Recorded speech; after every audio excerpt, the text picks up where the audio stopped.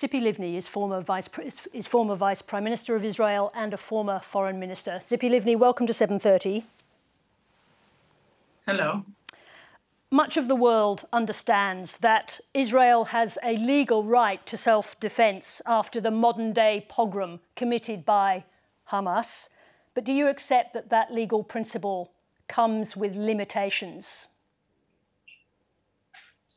It's not only legal, it's also moral. From all perspectives, we are doing what we need to do. One, to defend our citizens.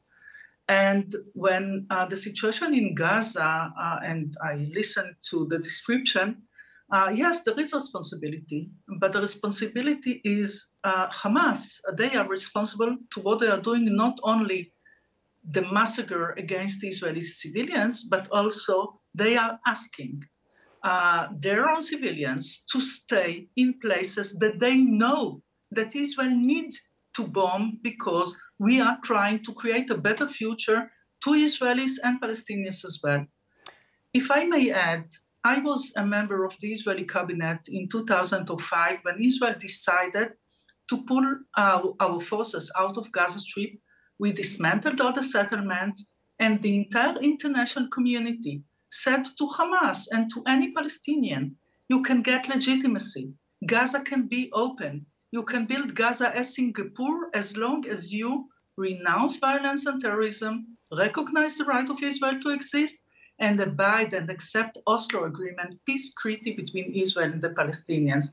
So the freedom of the Palestinians in Gaza is not in the hands of Israeli, because until now we didn't have any one soldier in Gaza Strip. Yes, this is what Hamas is doing to them. We understand the role of Hamas here, but there will also be decisions being made by Israeli politicians right now. President Joe Biden said last night, the way Israel does this matters. Do you accept that advice from the US president? This is what we are doing. I was also, you mentioned the fact that I was foreign minister, I was also justice minister. I participated in the Israeli cabinet also during operation in Gaza. And trust me, every target, everything that we are doing, we are abiding to international law. We are trying to have, I mean, always there are civil casualties, unfortunately, but we are trying to minimize the damage. And I do not accept, the equivalent between, yes, there are casualties both sides. I don't ask the world to turn a blind eye to the situation in Gaza, but I ask the world to judge it according to moral and legal perspective. While Hamas is looking for civilians to kill, we are trying to avoid civil casualties. And this is why we are calling the people in Gaza to leave the places where Hamas is hiding and using them as shields. Let me just ask you this question. Therefore, forgive me for interrupting. It's estimated that 600,000 Gazans have fled south out of the designated conflict zone. Will Israel regard civilians who remain in that zone as combatants? Listen, Israel doesn't want to reoccupy Gaza. No, but this is not the plan. No, I just want to ask that specific question, if I may, that how will Israel regard those Gazans who elect to stay behind in their homes, or those people who have to stay behind? Will Israel regard those people as combatants? We are looking after Hamas militants. We ask the people to leave. We hope that Hamas will not keep them as shields, human shields. And this is why we are calling them to leave. And I think that the role of the international community is to support this demand and act against Hamas, because this is the choice right now. And what about those people who elect to stay behind, or those people who are too sick to move, or the doctors who are looking after them in hospitals?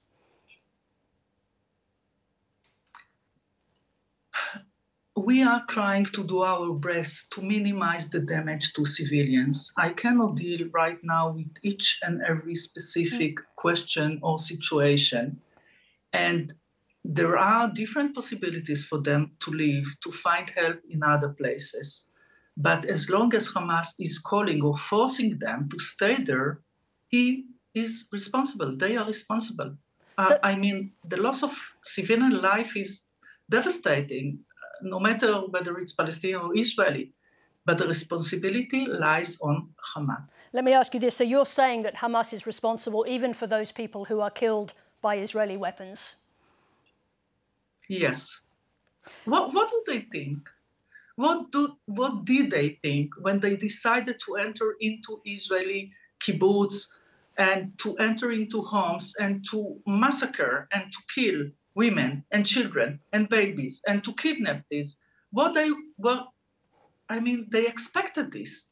In a way, they opened the door to Israel to do so. We have no other alternative. We left Gaza Strip because we didn't want to control their lives. We left Gaza Strip because we didn't want to be there. And in the last few days and months, Israel opened also our borders to Gazan workers in Israel. And then we discovered that they help Hamas with information and intelligence. We don't want to be in this situation, but we are forced to do so. We have a responsibility to our children and women and civilians. Let me ask you a question about the hostages. Do you hold out any hope for the lives of Israeli hostages, including women and children, who may be being held in that northern conflict zone? Well, I'm not familiar with all the intelligence where how they're being held, but I think that this is also the role of the international community right now. This is a humanitarian issue. It's not a political issue. And since we are talking about, as you just said, about babies and children, and there are some countries that have good connection with Hamas. I mean, the leaders of Hamas are living in Qatar. So this is the right moment to force or Hamas has the leverage on, Qatar has the leverage on Hamas. And I think that this is the right moment to force them to release these hostages right now. And then, all of us, Israelis, are thinking about these hostages, quite difficult to imagine the way they feel and they live right now. And this is a humanitarian issue and need to be solved as such. And I just want to return to that question of Gaza. I want to be absolutely clear that I'm understanding you, that those people who remain in that northern conflict zone, Israel won't be responsible for what happens to them. Yes. Hamas is responsible. Hamas is asking them to stay. Israel, unlike Hamas, Hamas entered Israel into our kibbutz and homes and looking for children to kill. But we are trying to avoid this. So, we cannot compare this, and they are responsible for this. And those people who are unable to leave, either because they are sick or expectant mothers, do you also not have responsibility for them? I'm sure we, as I said before, we are trying to avoid civil casualty. It doesn't mean that we are targeting everything. We are targeting the places where we know that Hamas is hiding their own people or places where they hide the arms. So Israel is not just bombing Gaza Strip, no matter what. We are looking for places they are hiding. So I hope that those people that you described that are disabled or those that have no ability to live are not being in these places. And frankly, we are 10 days or 9 days after the horrific attack on Israel. So I believe that in 9-10 days, there was a possibility and there still is a possibility to find a solution to them if Hamas wants to. In previous conflicts, the Israeli Defense Force has been constrained by very strict rules of engagement, and still large numbers of civilians were killed. Yes, are the rules of engagement being changed for this offensive? No, we are acting in accordance to the international law. Israel is a democracy. We are acting in according to the international law, as I said before, also as a Minister of Justice. We are supervising in each and every cabinet decision. We have the legal or the Attorney General of Israel saying that's okay, that's not, and we are acting accordingly. Let me ask you this question. Israel just experienced a massive intelligence failure about Hamas's capability and intentions. Why would the same people's knowledge of where Hamas is operating now be reliable? Well, Yes, we face the failure of intelligence, but yet we need to react. We cannot wait until we have the inquiries and conclusions and so on. And in the end of the day, we trust the IDF, our army and its commanders, even though they failed this time.